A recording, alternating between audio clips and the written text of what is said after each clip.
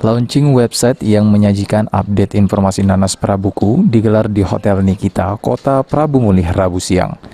Kadis Kominfo Kota Prabu Mulih, Mulyadi Musa mengatakan, dalam prakteknya, website tersebut akan dikelola oleh operator terlatih sebanyak 117 orang yang ada di setiap desa, kelurahan, dan kecamatan.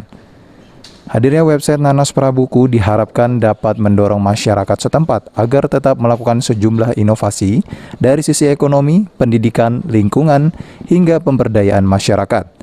Selain menjadi sumber informasi bagi warga, kehadiran website Nanas Prabuku juga dapat menjadi indikator kinerja Kades, Lurah, serta Camat.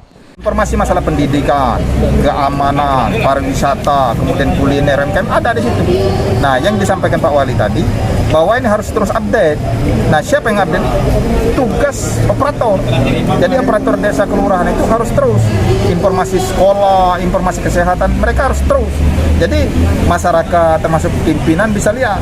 Dan ini kan bisa kita lihat sekarang kan, dari website Prabu Mulih resmi itu kita buka, klik Nanas, kita pun bisa lihat. Nah, update itu kita bisa lihat, dan ini bisa menjadi penilaian kinerja operator yang bersangkutan, kinerja camat, kinerja lurah. Jadi bisa jadi bahan evaluasi. Sebelumnya, Diskominfo Kota Prabu Mulih juga pernah melaunching aplikasi Prabuku Smart City yang digunakan untuk memudahkan masyarakat untuk proses pembuatan administrasi secara online. Meski sedikit berbeda, namun Kadiskominfo menyampaikan tujuan keduanya dalam rangka mewujudkan Prabu Mulih Smart City. Beni Firdaus, PAL TV.